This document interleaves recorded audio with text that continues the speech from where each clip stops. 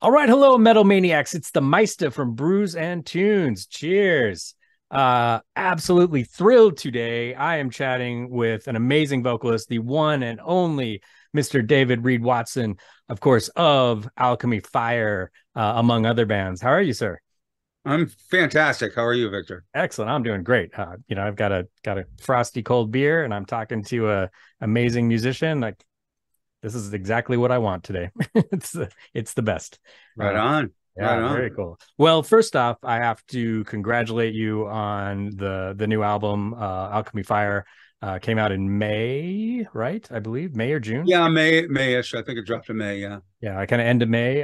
Self-titled album. It is phenomenal. What a great album. So solid and just I mean, it just grabs you from that opening track, Alchemy. Just man, I've been digging it. I've been listening to it a lot. It's Oh, fantastic. thank you. Yeah, Thank really you. good stuff.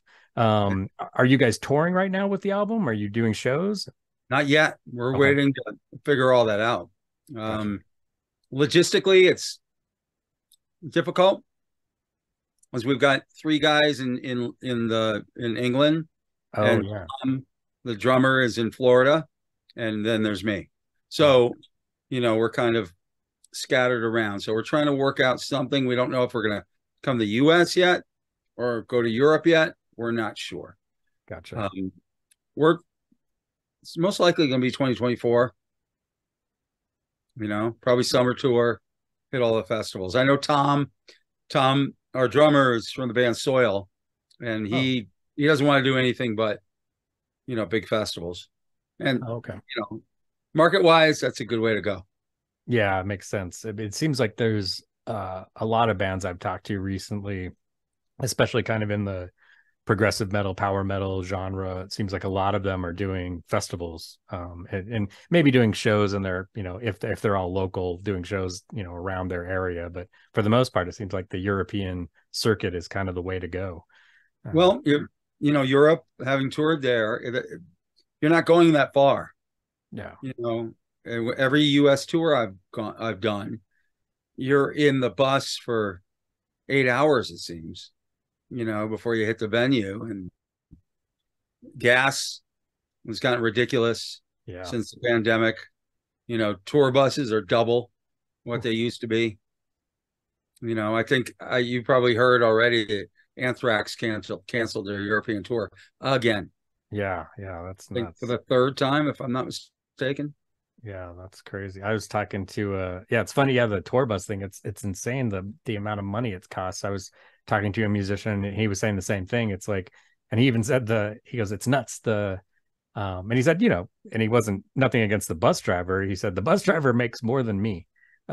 He's like, he's making like we're doing all these shows and he's making like $1,500 a week. He's like, I'm making maybe 500. He's like, that's kind of crazy. He's like, maybe I should drive the bus. Like, maybe you should drive the bus. But Yeah, yeah, yeah.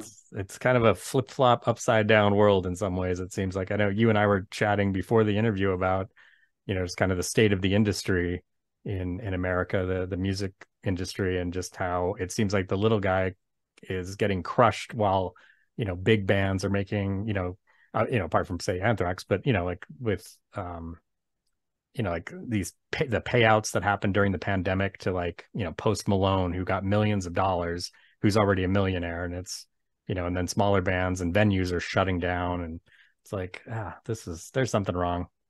It's a slap in the face. I know that my home base club, Vamped, which is in Las Vegas, they almost fortunately Danny's got good notoriety, from having, Counts Customs. Hmm. So he can float the club, but nobody was going there, Yeah. you know. Or with the social distancing and all that, it killed a lot of businesses. Yeah, definitely. Yeah, which was really sad to see. Yeah, it's nuts, nuts. But we're sort of out of that. I mean, it seems like there's still that culture though with some of the, we're still seeing some of that culture. But the good thing is bands like Alchemy Fire are releasing. There's a lot of new material coming out right now, Yeah. which is thrilling for me. I mean, I've there's so many great bands putting out so much great music. especially, you know, kind of more underground.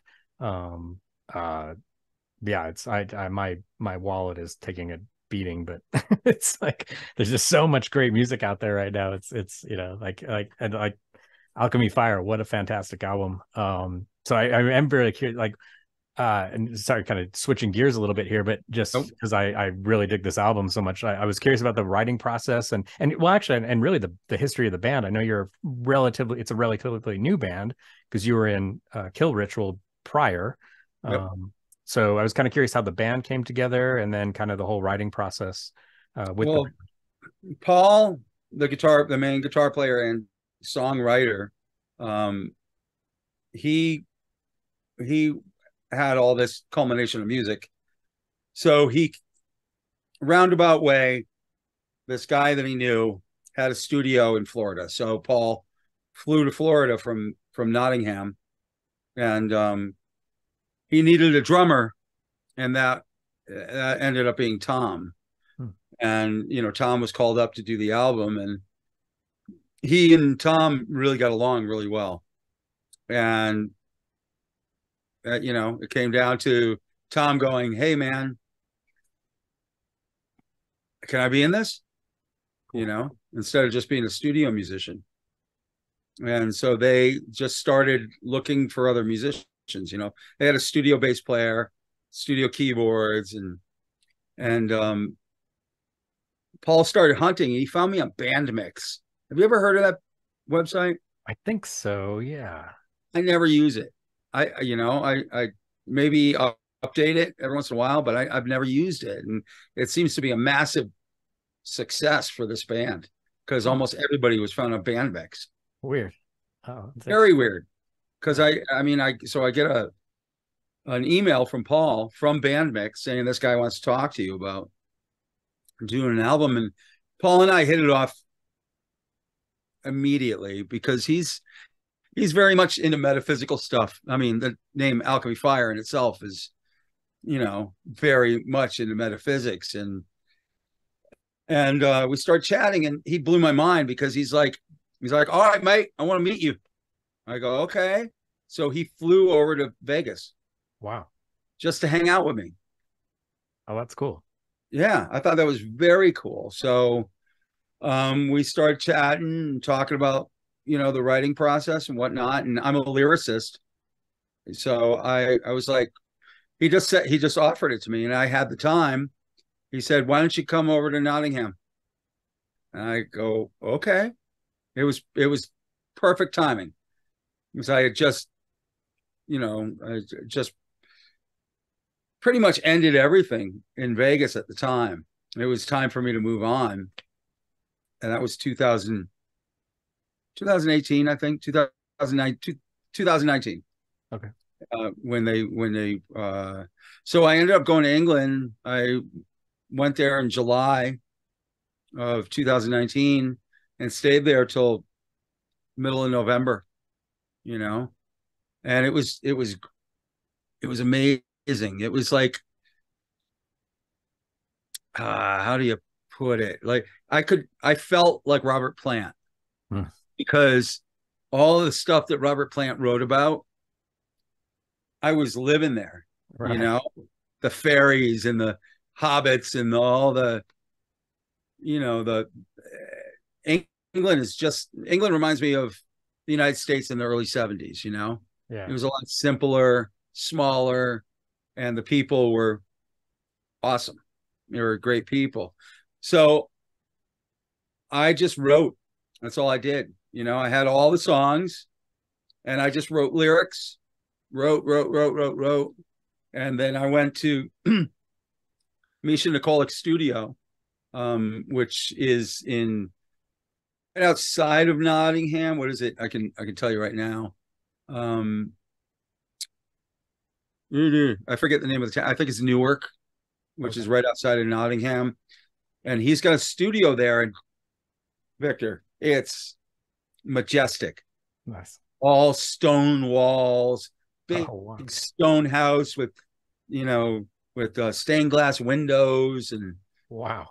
and the backyard had goats and cows and horses, and Oh, that's I so mean, cool. I was in heaven. It set the mood for me recording all the vocals there, you know. Paul would drop me off there during the day, or I'd take a bus, take the train up. Misha would pick me up. Paul would pick me up at night to take me back to his place, and we'd start all over again, the writing process, and do all that. So That sounds amazing. it was the best situation I could have as a writer, just to be in the zone and think about nothing else but writing. Yeah. You know, Yeah, I love that. That's and especially the just your description of the studio. I mean, that even sounds like this sort of Zeppelin-esque, kind of a situation, like, Robert, very pastoral, like, that sounds amazing. That sounds incredible. Sounds so cool. thank you. And yeah, it was.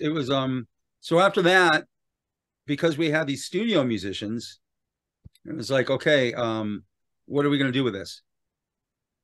So we started talking to other musicians, and that's when we settled on Felipe, who, I don't know if you've seen. He's got his own instrumental album, and he's a 6-string bass player, and you probably know a lot of Brazilian musicians. They're all amazing. Even the suckiest one is amazing. Right. They're just amazing musicians. So we got him. He was on board. He actually did a couple Alchemy Fire songs, did his own YouTube video ones of it. Oh, okay. Just to show off his skills. And then we got Neil, who to play keyboards, and he's a Birmingham guy, Birmingham, England guy, and he's played with a lot of well-known musicians. And he's kind of, what we like about him, he's kind of like that subtle keyboard player. He's not like the in-your-face keyboard player that needs to be up front all the time. Yeah. He knows when to set the mood. He knows when to show off. And so we were like, hey, can you demo some of our stuff? And no problem. He did it. And he's a cool guy. He looks like a wizard. It's like this guy fits in this band perfectly. Nice. So then from there, once we got this all set up, Tom, when he had Soil, he one of the producers, mixing guys that he used was a guy named Ulrich Wild. And Ulrich's recorded Pantera, Death Clock, Static X, White Zombie, this whole array of musicians like Deftones, Breaking Benjamin. Oh, wow. And we're like, okay. And because it was the pandemic, Ulrich had all the time in the world. Oh, yeah. Nice. And he's like, I'm not working really, so send me what you got. And we're like, no way. So he mixed it, and then we got this guy named his name's Alex Saradikis. He's in New York City, and he's a mastering engineer who's worked with Celine Dion, and he's worked with a lot of pop bands and a lot of R&B and rap, and mainly mainstream pop. I don't know if he's worked with another metal band, really. So we weren't too sure, but proof's in the pudding. Yeah, it sounds incredible. What was I'd be curious to know and I don't know if you know this, but I'd be curious to know what his thoughts were on and why he's like, I want to do this metal band. Oh God, that's a great question. I got to write that down because I never actually thought about that. I know that Ulrich suggested him, and he and Ulrich are friends and worked in the past, and he was available as well. And I remember us all sitting around going, I mean, the guy's got creds, but Celine Dion, and then I have to remind myself, I was in a Skinner tribute band for like 10 years, right? Oh, okay. And they recorded at Muscle Shoals Sound. Oh, cool. Okay. That was an R&B place.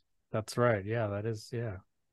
So it worked for Skinner somehow, some way. Maybe that mix made it that unique. And maybe that's why we sound the way we do, because we got somebody that doesn't normally do this stuff. Yeah. So he has a different ear. Yeah, different ear for it, maybe a little bit. And well, and obviously he heard something that he liked in what you guys play, you know, because he could have turned you down if he's like, I don't do metal, but he must have heard something and went, oh, I like this. I like what this is. So, which, you know, definitely a testament. That is definitely a question for Alex. Alex, we'd like an answer, please. Yeah. Yeah. Get back to us, Alex. We want to know. Inquiring minds. That's really interesting. That's cool. I like that. So, sorry, I lost my train of thought. So now at this point, so I mean, you guys actually recorded this album quite a while ago then. Yeah, 2019, 2018, 2019. Yeah. Okay. So do you have more material? Are you looking? I mean, I know you just released an album, but yeah, so I would imagine, especially if you were over there for so long, and it sounds like, I mean, it was very inspiring. I would imagine you had a lot of lyrics that you came up with that are unused at this point. I don't write that way. Oh, okay. I don't know why. Paul has, 20, 30 songs ready for us, and he's ready to let them out of the gate. The kind of writing I do, and I don't know why it's the way I do it. I hear about people that write lyrics and then put it to the music and, after the fact, and I can't do that. I have to hear the music, and it's almost like, it's going to sound weird, but it's almost like the music tells me what to write about. And so, and then it just flows out. But if I sit down and write lyrics to nothing, it hasn't worked for me. Interesting. Yeah, that's one thing I've always found interesting is that writing process and how it works for different people. It's because I talked to a musician not too long ago, almost complete opposite from what you just said, where they're the bass player in the band, but they write all the lyrics, and they write the lyrics first, and then write a song around the lyrics. And it's interesting to talk, and that's, I guess, not really the norm. It's a lot of times it seems like music comes out of a guitar riff and then kind of develops from there, and then lyrics oftentimes are the last thing that comes into play. Right. But yeah, it's an interesting, as a, artistically, it's an interesting, it's interesting how different people approach it different ways, which makes sense. I've tried it. I just doesn't, I'll sit there with a pen and a pad for, 2 weeks. Yeah. Stare at a wall. I don't know if it's because I'm ADHD and I have to be put on the spot to have something. I look at, I heard an interview with Jack White, and I kind of aligned with what Jack White said. They said, of the White Stripes, he was like, they said, you're a brilliant lyricist. He goes, I'm not a lyricist. I'm a good channeler. And that's how I look at it. Oh, okay. It's almost like I tap into something and the lyrics are given to me. Interesting. That's cool. Did Paul give you any sort of direction, or, I mean, did you guys chat about it, or just kind of, not really, here's the music, and then you just listened and went, okay, here's what I want to do? Oh, that's interesting. I would come downstairs. My bedroom was upstairs in his house, and I would come down after a few hours and I would sing it a cappella to him. And I'd be like, fuck, mate. That's fucking brilliant. Nice. Brilliant. So he never said, no, that shouldn't be in there. Because I write not the norm, Yeah. I mean, it wasn't so much an issue with Steven and Kill Ritual, because I wrote a lot of the same kind of material, very metaphysical, very talking about emotions or, things like that. Yeah. Steven never had a problem with it. It was when I would do interviews, people or write-ups. It would never be interviews, but write-ups. It would be like, "What's this crap?" In a in a thrash band. It just didn't seem to mesh well with the audience, or at least the reviewers. Interesting. At least with Alchemy Fire, it's the name says it all. So you're kind of getting an idea what you're going to get, Yeah. Yeah. And it does fit really well, I think. I think lyrically and musically, it's just, it's a perfect match. And also vocally. Speaking of vocals, I was really curious about kind of your start in music, your upbringing, and how you got into music in the first place and singing. Did you come from a musical family? Like, what kind of inspired you to get into this crazy business? Well,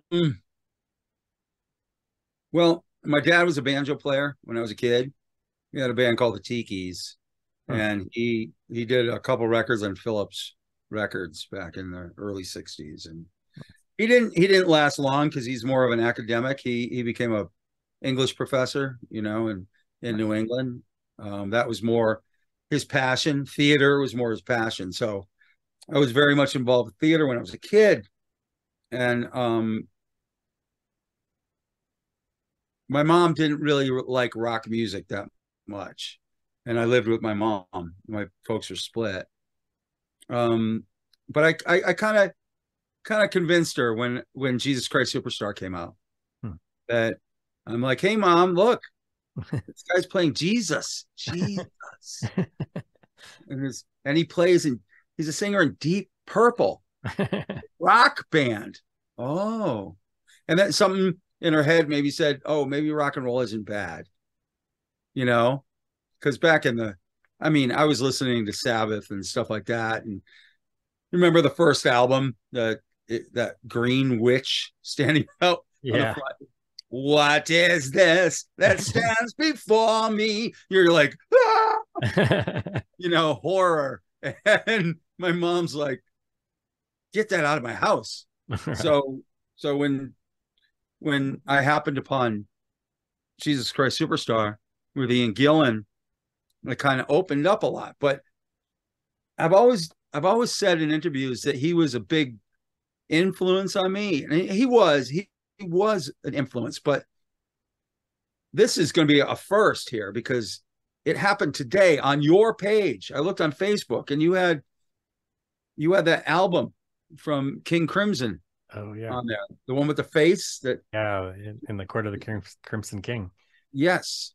So, and I wrote it on your page how it happened. So this was in when that album come out, 70, 72. It was 69 or 70, I think. Okay. 69. I think it was 69. Well, somebody obviously didn't like the album because I was in Western Massachusetts where I grew up, and I was just a kid. My mom worked at Stop and Shop, bagging groceries and checkout lady. And on the way home, there was a car wash, and we went. It was one of the open bay car washes, and you take out the wand and spray your car down. And in the trash can, was that album. That's insane.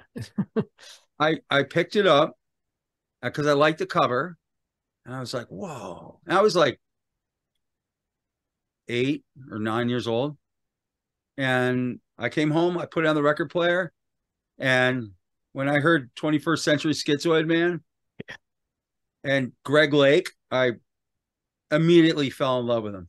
I fell in love with his voice. I do on my covers thing on my webpage, I do Jerusalem from Emerson, Lake and Palmer. Great song. And I always do, in my acoustic act, I always do some Emerson, Lake and Palmer. Nice. Because I just love Greg Lake's voice. Yeah. I absolutely love it. And that was probably, you know, I've credited Ian Gillan a lot in my life, but honestly, you know, Greg Lake was right there as well, and so was David Bowie. Mm, You very know, cool. that was the early onset. You know, Elton John, stuff like that. Nice. That's cool. Yeah, because you have a huge range, and you know, you mentioned your website, which is incredible, by the way. I think Thank you. everybody watching this should go check it out, and in fact, it'll be in the links below, the description.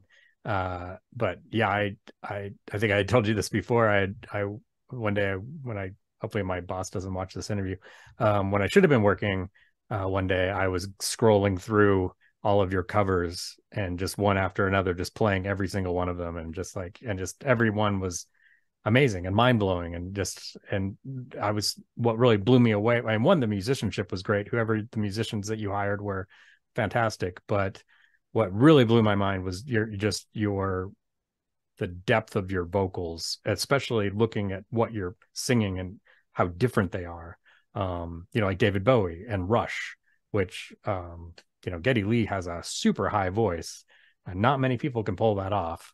I've heard people try and fail miserably, and you nailed it. Yeah, because you do Subdivisions, one of my all-time favorite Rush songs, and you killed it. And then you do like Whitesnake and Robert Plant and all, you know, Audio Slave and yeah, Soundgarden and yeah, I think Alice in Chains and yeah, just a plethora of stuff, and it you know, various genres, and yeah, I was amazed. It was incredible. It was really Thank you. incredible. Yeah. I started doing that just to challenge myself. Because, you know, living in LA and then living in Vegas, there are so many great singers, you know, that I would look up to. You know, there was a band when I lived there called the Sin City Sinners. And, you know, it was Brent Muscat, who's from Faster Pussycat, and Oh yeah. and Doc Ellis, who was the bass player of the band, and Zach Throne, who now plays guitar for Corey Taylor. Oh, okay. And then there was Todd Kearns, who plays bass for Slash. And all these guys I saw before those groundbreaking changes in their life, you know, and all of them were top notch. I mean, Todd Kearns can sing, you know, Axl Rose full voice, just Wow. You know, they got check it out if you get a chance. They've got a cover band called Toque. Toque, because they're all Canadian, you know. Oh, okay. So they do all Canadian covers like Leah and stuff like that, and it's so anyway. All these amazing singers really intimidated me. So I really, you know, I'm a baritone, and I had to start working more on my voice, and just really, and that's so I started doing these covers. And I would do them where I couldn't handle it, you know, like they were way out of my range, but I would still try, and I'd come back to them a month later or a couple of weeks later and go, you know, I mean, I'm surrounded by, again, all these brilliant singers. Another friend of mine sings for Last in Line now, you know. Oh, nice. And he's an incredible singer and a good friend. And you're like, why am I not getting these gigs? Oh, because I'm not as versatile as them. And that's when it hit me that I really need to, you know, work on this versatility instead of just being a metal singer, you know? Right. Yeah. And you've got a cover band. Right. High Octane. High Octane. Yeah. And you guys I've seen some cool footage online of you doing some pretty cool stuff, and like, yeah, you get kind of a wide variety of things as well, which is great. You know, mostly kind of hard rock type stuff and metal and yeah. We do in our set list, we do Heaven and Hell. Oh wow. And I tell a little story because the first concert I ever saw was at New Haven Coliseum in 1980, and it was a Black and Blue tour, Black Sabbath and Blue Oyster Cult. Oh man, that would have been amazing. And Ronnie came out and he blew my mind. So, the problem with that song being in a cover band, some of the bars, that's when the chicks scatter. And some people don't know the song, and it's kind of slow and droning at first and works its way up. And yeah, but the people that are familiar with it and know it, they're on the edge of their seat. They're just, yeah, this is great, and which makes me perform even better. Seeing that excitement and seeing them, it's like taking a cliff dive, and that's what I love about it so much. I could die. I could die in the front right here, yeah, or it could be brilliant. Yeah, I mean, when I hear my buddy Andrew Freeman and doing the Last in Line stuff, I watch him push. He's got amazing pipes, and I see him live sometimes, like going, "Are you ready? I'm going to go do something I haven't done before." Oh wow! And then nail it, and you're like, "Oh my god!" It leaves you on the edge of your seat. Is he going to make it? Is he going to make it? And I love that. I love being put on the spot like that. Yeah, I would imagine that. I'm not a vocalist, but I would imagine that is a very challenging song in a live setting as well. Yeah, it's nerve-wracking each time. You're just like, whew, all right, you ready? When did you, was there a moment in your, when you decided, I'm going to do this, I'm going to be a singer, I'm going for I'm going to be a rock star, I'm going to go down this path? Do you remember a specific moment that kind of clicked for you? Oh yeah. It's a very poignant moment too. A very sobering moment for me. My sister Darlene, my younger sister, she's 4 years younger than me. In 2010, she had a disease called Sjogren's. It's spelled Sjogren, and it's an autoimmune disease that dries out your skin and dries out your eyelids, everything dries out. Wow. So you have to pump yourself intravenously, take medication. At the time I lived in Colorado, and I worked for one of the biggest ad agencies in the US. It was called Crispin Porter Bogusky. And we did advertising for VW, Microsoft, Burger King, all these big ads. And I loved it. I absolutely loved it. I worked very hard. I had a cover band on the side called Shallow Man Down when I lived in Colorado. Great band. A cover band. I take that back. It was an original band. I'm sorry. And, we came out with a record and stuff like that. But it was, I always had the hat of, I'm a graphic designer. And then, I sing too. So I was doing long story long. So it was, again, divine timing. One of our accounts, VW, broke contract with us. So 300 people got laid off. Oh, geez. Yeah. And that was in 2009, I think it was. Yeah, it was in 2009. So I took that severance that I had. I had 3 or 5, I forget. It was probably 3 months severance. And I was like, let me start recording, doing stuff with people. And a band out in New York hired me. And they're like, hey, can you come to New York and record an album with us? I go, sure. I think I've got some of that in my originals thing on my page. And the guy Tim Flock, he and I share the same birthday, brilliant drummer. So I went out to New York, and at the same time, my sister was in the hospital in Connecticut. So I went to go visit Darlene up at the hospital, and she just said to me, she goes, I'm dying. Oh. I go, nah, no, you're not. You're gonna be fine, you know. And she goes, when I die. It wasn't like if I die. It was like, when I die, promise me that you'll put music first, because that's what you love. That's your passion. You should be doing this. And I reluctantly, I said, okay, because I was like, she's gonna be fine. I went back to Colorado, and sure enough, 2010, she passed away. Oh, man. Sorry. Yeah, thanks. But so I started perusing Craigslist, or what was it? MySpace back then, I think. And I found a band out in Los Angeles called The Constant. And I did an album with them. We did it at Capitol Records. I actually got to, there's a picture of me somewhere with they've got a placard for your parking spot, and they've got your name on it. Oh, cool. So I got my arm up on it. And so we went there, and the guy that mastered that album worked with No Doubt and Bush, you know, was wizard, you know, watching him with the dials and stuff like that.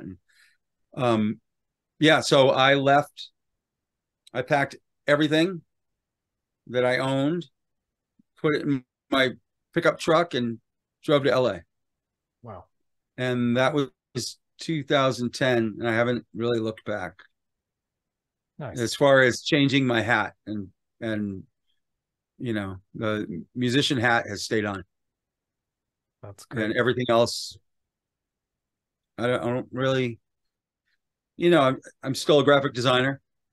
I'm still a bicycle mechanic, you know, but when it comes to music, everything drops except for the music, you know. Nice. Right. So that was a real start. Okay, that's cool. That's really, I would imagine, I'm sure Darlene would be proud of you and proud of what you've accomplished and where you're going with this, you know. Yeah, it's too bad she can't hear Alchemy Fire, because smoking. That album is smoking. That's really cool. Yeah, I forgot you were a bicycle repairman as well. Yeah, that you work on bicycles. That's cool. Yes. That's the way you said it reminds me of a Monty Python skit. Oh, yeah. Bicycle repairman. Bicycle repairman. And it's Trusty Savannah. I totally forgot about that. That's great. Yeah. That's funny. Oh, man. Ooh, you're taking me back. Flying circus. Ooh, that goes back. Oh, that's awesome. That's great. That is very cool. Well, that's amazing. That's cool that it seems like there's always certain things and certain people that can inspire that kind of, you know, I mean, I know some people it comes from within, but you know, and I know a lot of it comes from within, but it's nice when somebody else sees that talent and says, hey, you're on the wrong path. You know? Well, she remembers the time, you know, because I used to hustle in Boston when I was younger, because you know, I was a late bloomer as far as the music goes. I really didn't start really, you know, focusing on singing until I was 23, you know, and that was right after I got out of the Marines. So my sister always saw me hustling, you know, and you know, playing around the clubs in Boston and doing that whole thing. So she saw me give up the dream a few times. You know, I remember in the early 90s, I don't remember the name of the band now, but they were out of Allston, Massachusetts.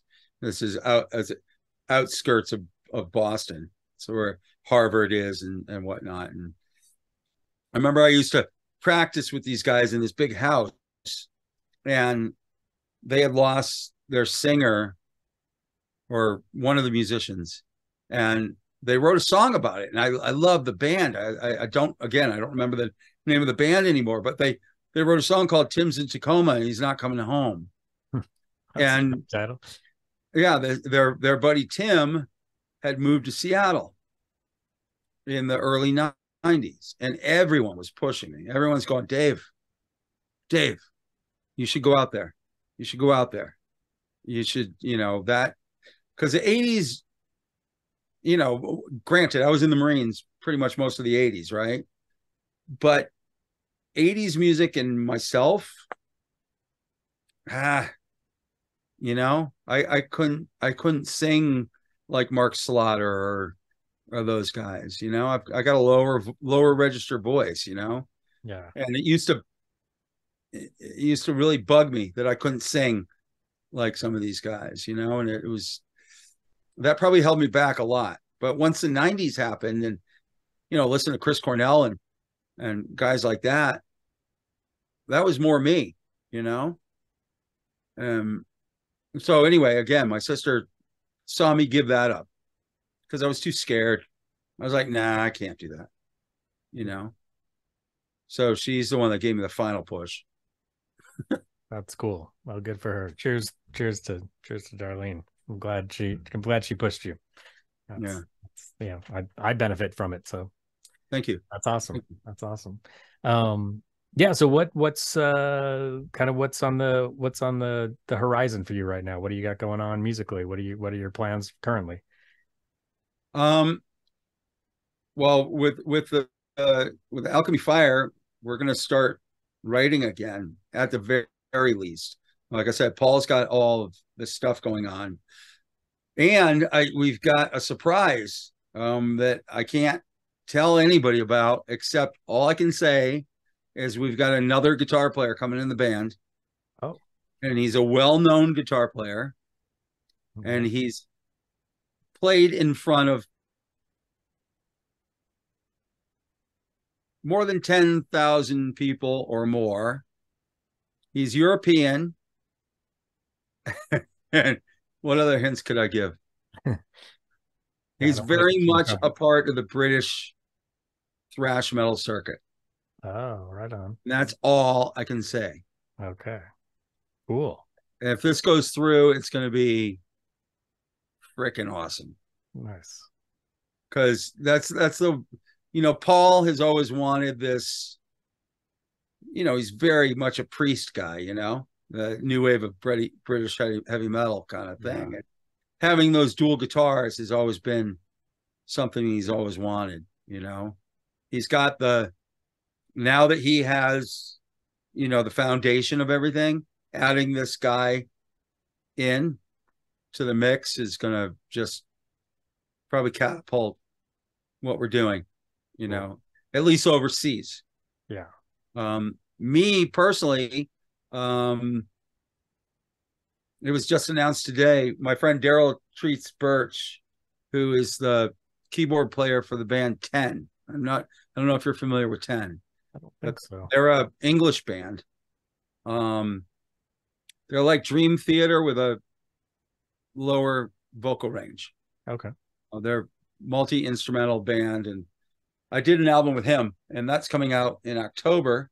Oh, right on.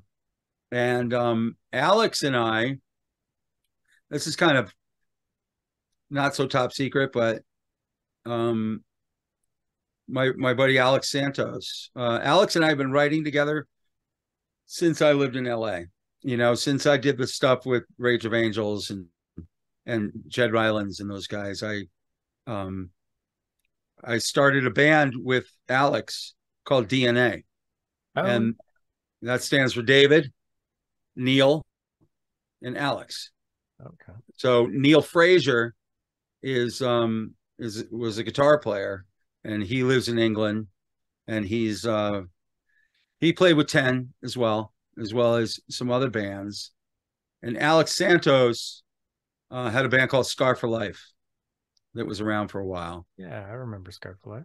And he is in Portugal, and he's one of those. He's kind of like our friend that like kind of pokes you, right? He's like, Dave, we have to get on. We have to start writing again. I'm like, okay, Alex, let's do it. Dave, you're taking too long. You're like, hey, have you got anything yet? Because he's a writing machine. Alex just writes and writes and writes and writes and writes. And, Alex and I have had this interesting relationship over the years because he looks at me as kind of scattered. He wants me to focus on DNA more because we write great stuff together. Just absolutely brilliant. His music makes me write amazing lyrics, very heartfelt lyrics. And I love writing with him. And we've written so much material together that hasn't come out. But now Alex and I are focusing again on completing what we haven't completed since the pandemic, and really hone in on it and really work on this and get this done. He's one of my best friends. I absolutely love him, and I want that to move forward. Cool. So that's pretty much it. I've kind of, I've always one of the guys I've always looked up to, which I never became personal friends with, but I know him from, we've sat together in Monsters of Rock, and his brother Joey, who passed away, rest in peace, was my drummer at one point. And I've always liked his work philosophy, and that's Jeff Scott Soto. Oh yeah. And I guess you could look at him as scattered because he does a million things. Yeah. But he does a lot of stuff. But the way I look at it is like, how do you say no to people that come to you? Yeah. I can't. I can't. If somebody is willing to take the time to listen to me and invest in me, hell yeah, count me in. I'm in. Yeah, that's cool. I love that. That's great. Yeah, and I think, I've heard that same thing. I've heard people kind of criticize Jeff Scott Soto before, and I'm like, because they're like, hey, he's got too many projects. Like, there's not too many projects. This is great. Like, more the better, I think, especially that kind of talent. Like, yeah, spread it around. That's great. Yeah, let's keep it coming. Keep it. I remember listening to the first time I heard him with Malmsteen. Yeah. And you're just like, holy crap. Yeah. Yeah. Who is this kid? And he's a nice guy. He's a professional. He's not so serious, where a lot of people are very serious. Gotta have fun with this. Yeah. Or what's the point? Yeah. What's the point? But again, the big thing will be having this British thrash metal guitar player joining the ranks with us. That's going to be, that's exciting news. I can't wait to hear who it is and when this gets announced. That'll be great. I know it's going to be. You're the first one that I've told. Thank you. That's awesome. Yeah, I can't wait to find out. That's great. Yeah. Will you be doing? Are you going to continue to post solo covers on your page? Yeah. I usually, a friend of mine asked me to do Mama, from Genesis. Yeah. Oh yeah. And I never thought about doing that before. So I did it, and it was fun. I was like, ha, ha, ha. Yeah. I was like, okay. Yeah. So I like people throwing stuff at me and going, hey, why don't you try this? And, hey, have you heard this? And I'm going to squirrel right now. Okay. The band up in your left hand corner, Angra. Yeah. Right there. I believe it's one of the members of that band is doing the solo album with my bass player. Oh, right on. Yeah, they're friends because they're Brazilian. Yeah, nice. Very cool. Yeah, super talented band. Amazingly talented band. Yeah. Mind-blowingly good live. That poster's from a live show here in Utah. They played in Salt Lake, and a small venue, which was great as a fan, but I kind of felt bad for them, not playing the small venue when they're used to playing, giant stadiums. And but they were incredible. They played it like it was a giant stadium. They brought so much energy to that performance. It was amazing.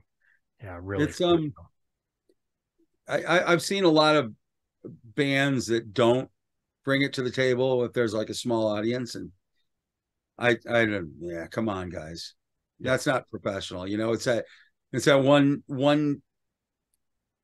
kid out in the audience that you're gonna touch, you know, Yeah. and they're gonna go, wow, thank you, instead of them walking away going, this band sucks. They're Yeah. such assholes, you know. You never want that.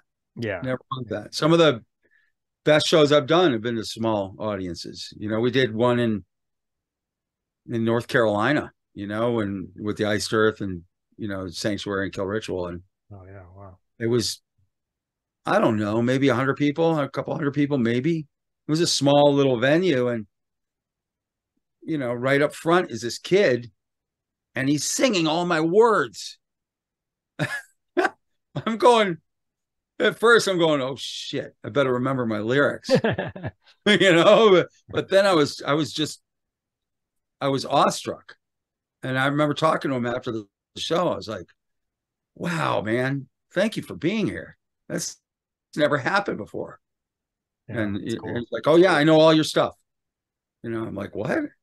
It's weird to see people and meet people come out of the woodwork that you never would have thought, you know. Yeah. What you never thought who you touched. You probably on this radio show, you're probably, you don't even know who's listening. Yeah, yeah, that's true. That is true. That's a good point. Yeah, that's cool. That's got to be so, yeah, inspiring. Like, even like you said, even though it's a small audience, but to have somebody just so enthralled and so in tuned with what you're doing, that's got to be, you know, kind of humbling and, yeah, and also inspiring at the same time. That's really cool.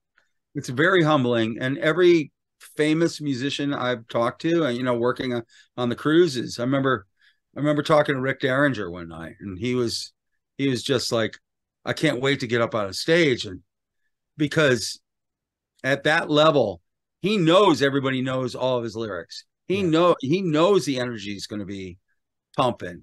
And that must be just such a thrill to experience that. It's like everything goes away when you're on that level. You know, I can't imagine not being humble. So getting that kind of information from these famous musicians, you're just like, yeah, I count my blessings, you know. That's amazing. That's cool. Well, David, this has been an absolute pleasure and an honor, really, chatting with you today. This has been great. For those of you watching, check out in the description below, there's links to Alchemy Fire pages, as well as David Reed Watson's pages. Check that stuff out. And I believe your website also has Alchemy Fire songs on there too that people can stream, if I'm not mistaken. Yeah, I've got two players on. One's an all cover player and one's all original players. That's right.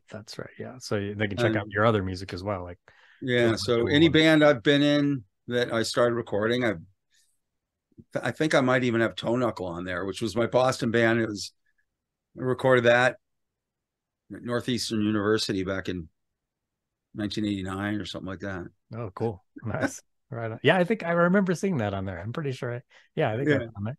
Yeah, that was all tape back then, you know. Oh yeah. Wow.